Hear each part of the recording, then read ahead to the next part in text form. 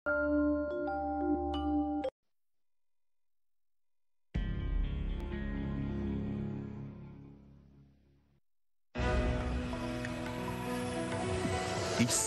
la voix de l'Amérique.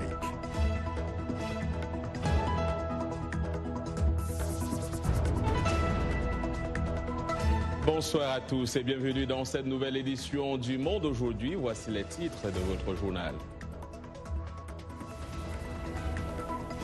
La zone de libre-échange continentale africaine est sur les rails avec le lancement symbolique à Niamey de la phase opérationnelle.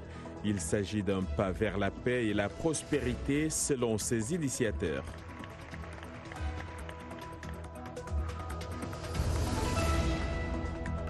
L'Iran passe à l'acte. Téhéran annonce ce lundi qu'il produit désormais de l'uranium enrichi à un niveau nettement au-delà de la limite autorisée par l'accord de 2015.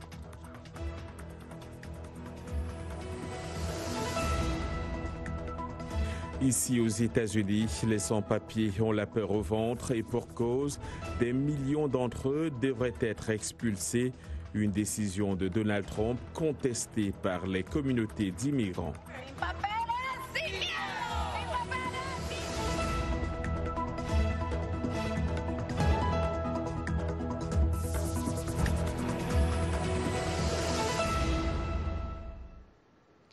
Bonsoir. Après 4 années de négociations, l'heure était aux célébrations ce week-end à Niamey au Niger, où l'on a assisté au lancement symbolique de la phase opérationnelle de la zone de libre-échange continentale africaine. Un projet phare imaginé par les pères fondateurs de l'ancêtre de l'Union africaine, dont les pays membres ont signé l'accord. Un accord qui doit constituer un pas vers la paix et la prospérité en Afrique et créer le plus grand espace commercial au monde. Plus de précisions avec Blanche Sanon.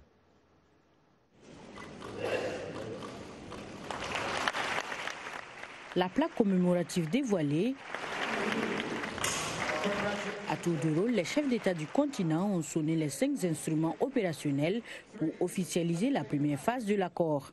La zone de libre-échange continentale africaine se réunira au moins 2 fois par an en Conseil des ministres, composé des ministres africains du commerce chargés d'assurer sa mise en œuvre. Un vent nouveau souffle désormais sur l'économie des pays membres de l'institution, selon les organisateurs. La zone de libre-échange continentale, c'est la voie de la prospérité pour l'Afrique. C'est la mise en place d'un marché, d'un vaste marché, le marché le plus vaste du monde. Un marché de 1,2 milliard de consommateurs actuellement. Et ça sera 1,7 milliard de consommateurs en 2030. Ça sera 2,5 milliards de consommateurs en 2050. Pour les dirigeants africains, ce nouveau pacte a déjà mobilisé tous les peuples du continent autour de la question de la croissance économique régionale. Une année à peine, le nombre de signatures est passé à 52. Et avec la signature tout à l'heure du Bénin et du Nigeria, nous sommes à 54 sur 55.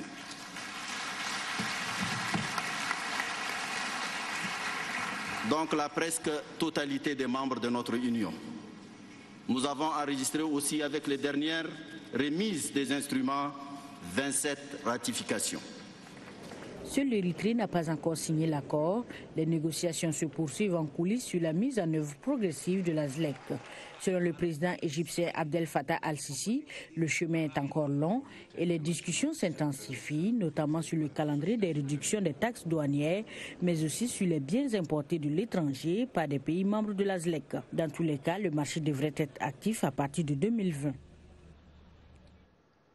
Pour parler de cette actualité, retrouvons Ibrahima Kane. Vous êtes chargé du plaidoyer auprès de l'Union africaine pour Open Society et vous êtes en direct de Dakar. Bonsoir, monsieur.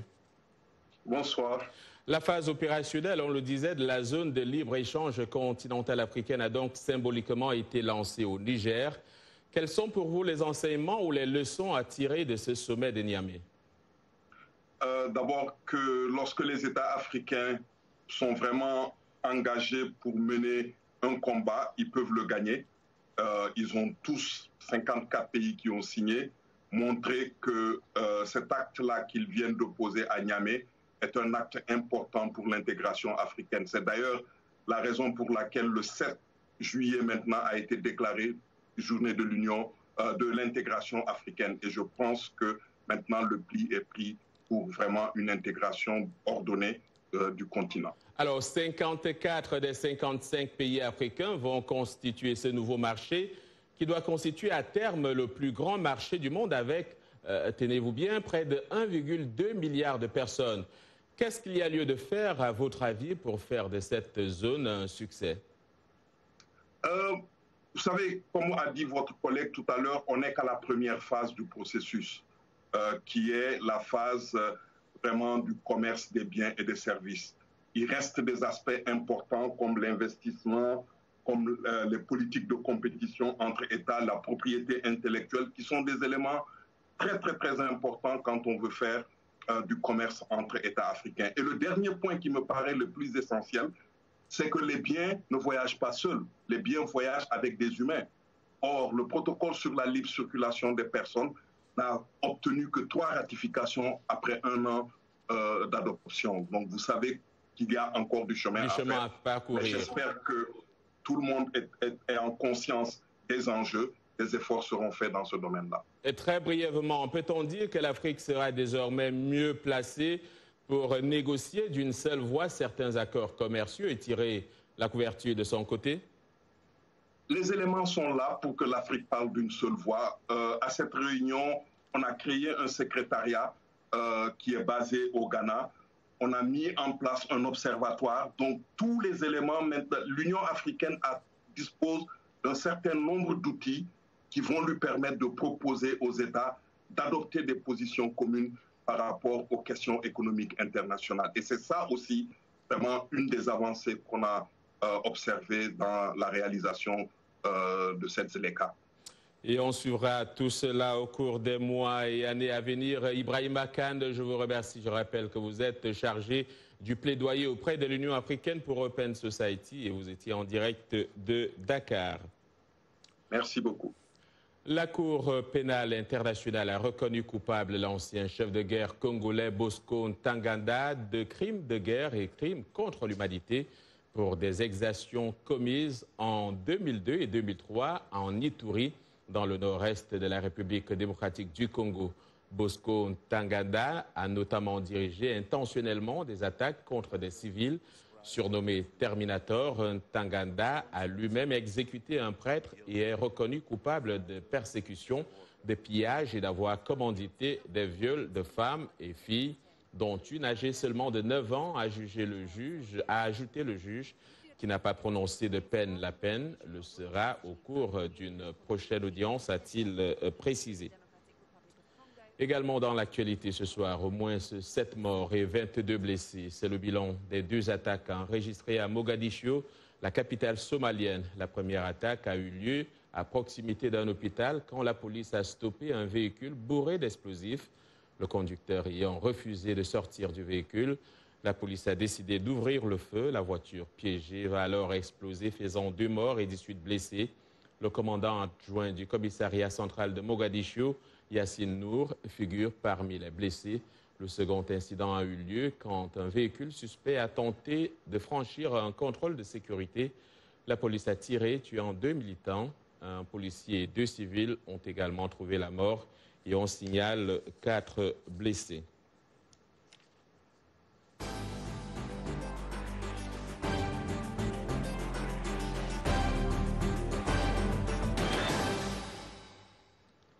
Téhéran annonce ce lundi qu'il produisait désormais de l'uranium enrichi à au moins 4,5%, au-delà de la limite autorisée par l'accord de 2015 sur son programme nucléaire. Ce nouveau cap de désengagement iranien arrive en réponse au rétablissement des sanctions américaines et fait figure de mise en garde pour les Européens contre toute réaction de leur part qui contribuerait à une escalade des tensions. Plus de détails avec Dili Diko. L'annonce par l'Iran d'un enrichissement de l'uranium flirtant avec les 5% a immédiatement fait réagir les différentes parties, y compris les États-Unis, dont le retrait de l'accord en mai 2018 a fait couler beaucoup d'encre. L'Iran devrait faire attention. Lorsque vous enrichissez de l'uranium, c'est pour une raison précise. Je ne vous dirai pas laquelle, mais ce n'est pas une bonne raison. Il devrait faire très attention. L'Union européenne, quant à elle, s'est dite très préoccupée. Nous avons appelé l'Iran à ne pas prendre d'autres mesures pouvant saper l'accord sur le nucléaire. Nous exhortons fermement l'Iran à arrêter et annuler toutes les activités contraires aux engagements pris dans le cadre de l'accord de 2015. Cela inclut également la production d'uranium enrichi au-delà des limites imposées par le pacte.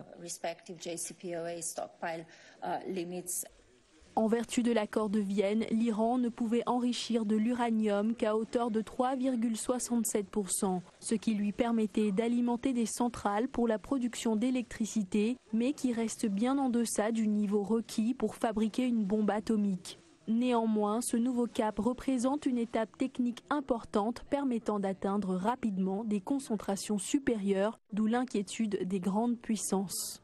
La décision iranienne d'accroître son taux d'enrichissement n'est cependant pas anodine. C'est d'une part une réponse au retrait des États-Unis du traité et également une riposte aux sanctions économiques américaines qui privent l'Iran des bénéfices économiques attendus du pacte de 2015. Dans ce contexte tendu, Téhéran a donc été très clair sur sa position. Nous n'avons aucun espoir ni aucune confiance en qui que ce soit, ni en aucun pays, mais la porte de la diplomatie est ouverte. Désormais, Téhéran fait porter aux Européens la responsabilité de la survie de l'accord de Vienne. Et les officiels attendent de voir si cette décision audacieuse va porter ses fruits en donnant lieu, qui sait, à une levée des sanctions.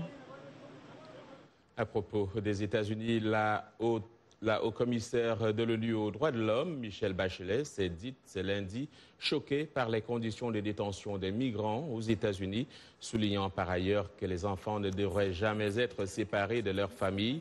Plusieurs organes des Nations Unies chargés des droits humains ont fait valoir que la détention d'enfants migrants pouvait constituer un traitement cruel, inhumain ou dégradant interdit par le droit international. Dans le même registre, il y a 2 semaines, le président des États-Unis a demandé aux démocrates de remédier aux lacunes des lois sur l'asile. Dans le cas contraire, Donald Trump a fait savoir que les autorités fédérales expulseraient des millions d'immigrés sans papier. Depuis lors, les communautés d'immigrants protestent, mais certains Américains estiment que ces expulsions auraient dû avoir lieu il y a longtemps. Reportage Schuller-Ogden, récit Morgane Guiriec. Devant les services d'immigration de Fairfax, en Virginie, des défenseurs des droits des immigrants demandent qu'on arrête de les pourchasser. Ils scandent « sans papier, sans peur » et font partie d'un groupe de militants, d'immigrés et de défenseurs des droits de l'homme. Ils ont été galvanisés par un tweet du président Trump le 17 juin, menaçant d'expulser des millions de sans-papiers, à moins que les démocrates du Congrès ne corrigent les lacunes des lois d'asile aux États-Unis. Il leur a donné un délai de 2 semaines. La plupart des immigrants appréhendés à la frontière sud qui ne sont pas autorisés à entrer dans le pays peuvent être rapidement expulsés. Mais s'ils présentent une demande d'asile, le processus prend beaucoup plus de temps. Nombre d'entre eux sont ensuite autorisés à entrer aux États-Unis alors qu'ils demandent l'asile. Donc dans l'esprit du président, c'est une faille de notre système de sécurité car il permet aux gens d'entrer dans le pays. Ce n'est pas la première fois que le président Trump menace de procéder à des expulsions massives. Peu de temps après son investiture, en janvier 2017, il avait annoncé qu'il ferait partir 3 millions d'immigrés sans papier et ayant un casier judiciaire. Cela n'est jamais arrivé, mais la menace plane. C'est très traumatisant. C'est quelque chose que nous, les immigrés, ressentons dans nos os et dans notre sang. Chaque fois que nous voyons les nouvelles, nous savons que ces politiques nous visent.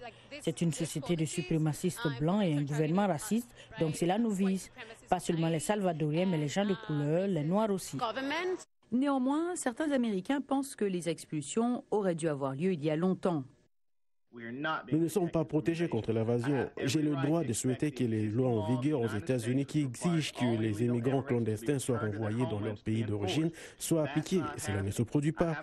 J'ai le droit de vouloir que les lois qui empêchent les employeurs d'embaucher des immigrants illégaux soient appliquées. Cela ne se produit pas. Bien que le Congrès ait adopté une enveloppe d'aide humanitaire de 4,6 milliards de dollars avant de partir en vacances, il n'a pas encore adopté de texte sur l'asile. À l'approche du délai de 2 semaines donné par le président Trump, les sans-papiers des États-Unis sont donc dans l'incertitude. Vous regardez Le Monde aujourd'hui sur VOA Afrique.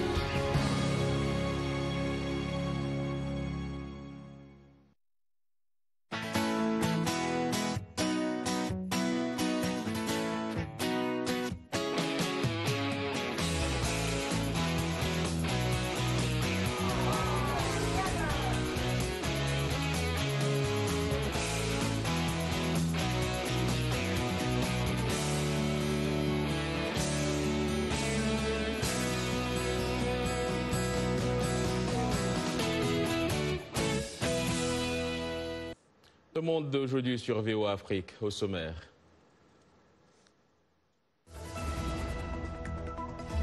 Des robots pour améliorer la vie quotidienne. La solution viendra peut-être du Nigeria où 2 jeunes innovateurs ont déjà mis en place un robot justement capable de plier le linge. Cannes 2019, le Mali n'aura finalement pas brisé le signe indien face aux éléphants de Côte d'Ivoire. Les Aigles ont été battus ce lundi en 8e de finale, 1-0. Et nous reviendrons également sur cette victoire de la team USA qui a réussi à conserver son titre de champion du monde face aux Néerlandaises.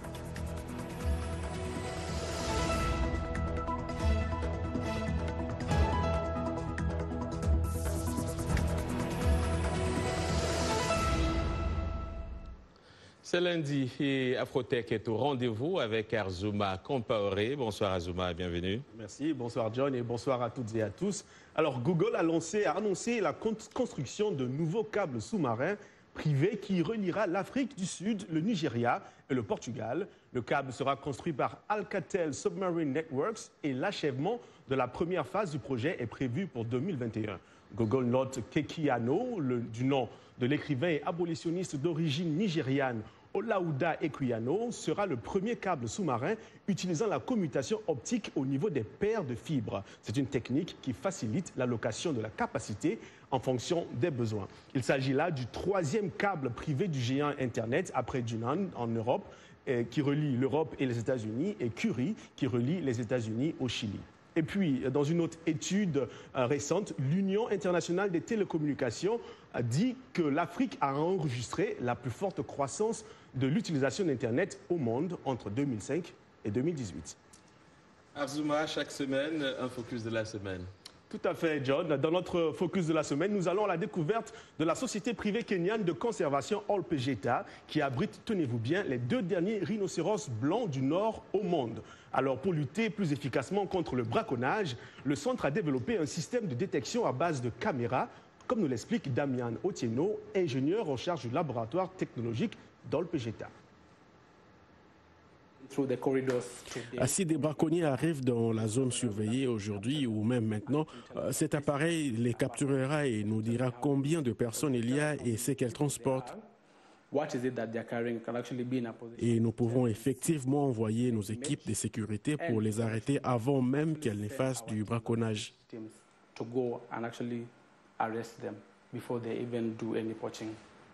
Voilà un exemple qui pourrait bien être utilisé dans beaucoup d'autres parcs à travers le continent. Voilà, chaque semaine, Afrotech, c'est des folies d'invention. On va terminer, John, avec la toute dernière tendance en matière de shopping. Désormais, vous pourrez faire vos courses en compagnie de votre caddie personnel intelligent avec un robot conçu comme par exemple celui de TwinShield. Plus besoin de pousser votre charge à travers les allées. Vos courses vous suivront partout. La technologie utilisée permet au robot de se géolocaliser tout en suivant toujours la même personne. petite précision quand même, en face d'une foule dense, il pourrait y avoir du mal parce que le robot est codé pour ne faire mal à personne. Et oui, votre caddie intelligent est doté d'une barrière de sécurité tout autour de lui, appelée pare-choc virtuel, qui lui permet d'éviter d'éventuels accidents. Et voilà, c'est tout pour votre Afrotech de cette semaine. On se dit à la semaine prochaine. Arzouma, on reste avec vous à travers ce reportage que vous avez réalisé pour nous.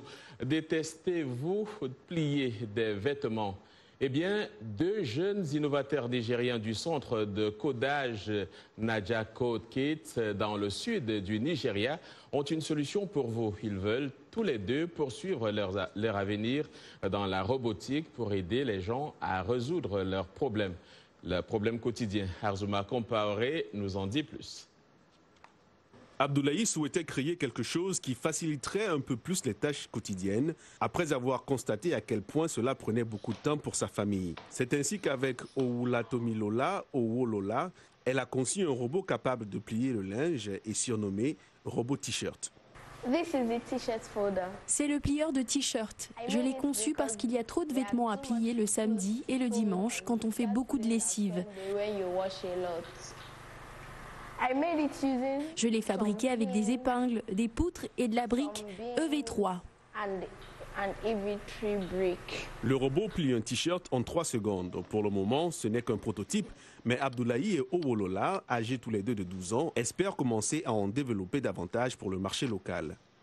Le langage de programmation qui m'intéresse est le langage de programmation EV3 et mon prochain projet sera le fabricant de bracelets. Owolola a également d'autres projets de création et vient de dévoiler sa dernière innovation, un robot agrippeur qui détecte les objets situés à proximité et les soulève. Je suis un programmeur et je construis des robots. Par exemple, le robot agrippeur. Je veux devenir ingénieur en robotique. Mes parents sont d'accord sur ce choix de carrière. Ils l'ont accepté parce qu'ils ont vu à quel point j'aime coder et construire des robots. Et ils savent que c'est ma passion. Abdoulaye et Owolola ont commencé à apprendre à coder il y a 2 ans au Naija Code Kids, un centre de codage fondé dans le sud du Nigeria par Ugochukwu Nkwocha. Après son retour du Royaume-Uni, ce dernier a voulu doter les enfants nigérians de connaissances de base en technologie, comme il l'avait vu au Royaume-Uni. Il dirige des programmes de codage depuis 3 ans et a dispensé des cours à environ 1500 enfants jusqu'à présent. La phase suivante consistera à passer de l'étape de prototype à de véritables produits pouvant maintenant être vendus sur le marché pour que les gens puissent les acheter et les utiliser chez eux ou pour résoudre leurs propres problèmes. C'est la prochaine étape. Les analystes estiment que l'innovation technologique est un moyen rapide d'atteindre une croissance et un développement économique durable et qu'elle devrait être davantage exploitée pour aider le Nigeria à être moins dépendant du pétrole. Et Yacouba Ouedraogo est en poste pour les sports et vous êtes un homme heureux. Ce soir, la Côte d'Ivoire est en quart de finale et le Mali n'a pas pu briser le sien indien. Bonsoir. Bonsoir John et bonsoir à vous, chers amis sportifs. Effectivement, la Côte d'Ivoire rejoint donc l'Algérie en quart de finale. Les éléphants ont battu le Mali 1-0 en 8e de finale donc à Suez et affronteront les Fennecs algériens en quart jeudi. Ils ont peiné pour écarter les aigles maliens. Au terme d'une belle phase de poule, dominateur en première période, eh bien, les Maliens ont été solides jusqu'à la 76e minute et le but du milieu offensif Wilfried Zaha, son deuxième dans la compétition. Les Ivoiriens, vainqueurs de la CAN en 1992 et 2015, avaient été éliminés dès le premier tour lors de la dernière édition. Le second 8e de finale de ce jour oppose présentement le Ghana à la Tunisie. C'est la mi-temps et le score est de 0-0 entre Ghanéens et Tunisiens. Le week-end a été marqué par des coups de tonnerre. Déjà vendredi, la grosse sensation est venue de l'élimination du Maroc, l'un des favoris annoncés par le Bénin. Le Sénégal a par contre fait respecter son statut devant l'Ouganda. C'est surtout samedi que les grosses équipes ont reçu des coups de massue avec la victoire surprenante de la repêchée équipe sud-africaine face au pays hôte, l'Égypte, puis la sortie du tenant du titre camerounais par le Nigeria héroïque. Dimanche, la saignée des favoris sur papier en tout cas a continué avec la victoire de Madagascar devant la République démocratique du Congo au bout des tirs au but, même si l'Algérie, désormais favorite, a rappelé les outsiders à l'ordre avec sa nette victoire 3-0 face à la formation guinéenne. Et donc, je le disais, on ne peut plus arrêter les barrières, et vous l'avez sans doute remarqué. Madagascar, donc novice à la Coupe du Monde, à la Coupe d'Afrique des Nations, est en quart après avoir éliminé la République démocratique du Congo au tir au but. Hier, donc, à Alexandrie, les Malgaches disent vouloir continuer de rêver, éveiller, s'il vous plaît, comme le disait leur sélectionneur Nicolas Dupuis. Et c'était sous les yeux de qui? Le président malgache Ange Radjoel, qui a affrété un avion spécial pour les supporters et qui s'est lui-même déplacé sur place donc, en Égypte. Le tableau des quarts de finale affiche presque complet. Il n'y aura pas de match demain. Les rencontres de ces quarts commencent mercredi avec un duel ouest-africain Sénégal-Bénin à 16h temps universel et à 19h. Le bourreau sud-africain du pays hôte feront face au Nigeria, vainqueur du tenant du titre. Jeudi, la Côte d'Ivoire jouera l'équipe en forme de cette CAN. L'Algérie et Madagascar connaîtra son adversaire donc à l'issue du match en cours entre le Ghana et la Tunisie. Je rappelle, le score est de 0-0 entre Ghanéens et Tunisiens. Du football féminin, pour finir, vous le savez, les États-Unis sont restés sur le toit du monde. Team USA a réussi à conserver son titre de championne en dominant les championnes d'Europe en titre, les Néerlandaises battues 2-0 en finale hier à Lyon en France. Ce mondial féminin France 2019 a suscité beaucoup d'engouement et aussi un regard nouveau sur le football féminin. Suivez. 13-0 contre la Thaïlande, les Américaines avaient donné le ton dès le début du tournoi. Même si la suite fut plus disputée, la Team USA s'est offert le pays hôte, la France, en quart, avant un alléchant États-Unis-Angleterre en demi, remporté au bout du suspense. En finale, face aux Néerlandaises, ce ne fut pas le meilleur football, mais les Américaines ont dicté leur réalisme aux Pays-Bas qui se sont inclinés sur des buts de l'emblématique capitaine Megan Rapinoe, élue meilleure joueuse du tournoi, et de Rose Lavelle. Les États-Unis décrochent ainsi une 4e Coupe du Monde après 1991, 1999 et 2015. Tout de suite, la Maison-Blanche a réagi à travers un tweet du président américain. Félicitations à l'équipe américaine de football féminin pour avoir remporté la Coupe du Monde. Jeu excellent et passionnant. L'Amérique est fière de vous toutes. Reste à savoir si Donald Trump va inviter les joueuses à la Maison-Blanche, car la capitaine Megan Rapinoe, engagée dans la lutte contre les discriminations, a déjà annoncé qu'elle boycotterait un tel rendez-vous, tout comme la défenseure Ali Krieger. Au-delà de cette polémique purement américaine, jamais une Coupe du Monde féminine n'aura été autant suivie à la télévision. La FIFA évoque une audience de plus d'1 milliard, 2 fois supérieure à celle du Mondial 2015. Les stades ont attiré un public souvent nombreux, 74% en moyenne. Le foot féminin suscite désormais un nouveau regard. Je suis si fière, j'ai joué au football toute ma vie et je suis vraiment fière de ces femmes et de ce qu'elles ont fait. Un beau travail qui mérite d'être reconnu et valorisé au même titre que celui des hommes, surtout sur le plan des revenus. Les 24 équipes du Mondial 2019 se sont partagées 30 millions de dollars contre 400 millions pour les hommes à la Coupe du Monde 2018. Dans le stade, après la finale, des supporters ont crié « École Pays » pour réclamer l'égalité salariale femmes-hommes. C'est peut-être aussi du sport. Merci Yacouba. C'est peut-être aussi du sport, mais un sport dangereux à présent. Parlons de taureaux, précisément de la deuxième course de taureaux de la semaine du Festival des taureaux de San Fermín à Pampelune, en Espagne. C'est une traditionnelle course qui réunit chaque année des milliers de coureurs, la plupart vêtus de blanc, coiffés d'un foulard rouge vif. Ceux-ci parcourent les rues étroites et pavées sous les applaudissements du public. Un véritable spectacle suivi donc par le public et qui donne certes du plaisir aux spectateurs, mais il arrive aussi que ces gens se blessent ou souffrent des traumatismes. C'est ce qui, selon la Croix-Rouge, est arrivé depuis hier à 3 jours où 3 personnes ont donc été blessées. La compétition va se poursuivre toute cette semaine si cette course des taureaux attire des milliers de touristes locaux et internationaux. Elle anime régulièrement un débat sur le traitement réservé aux animaux.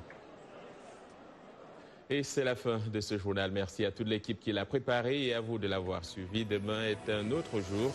Excellente soirée à toutes et à tous.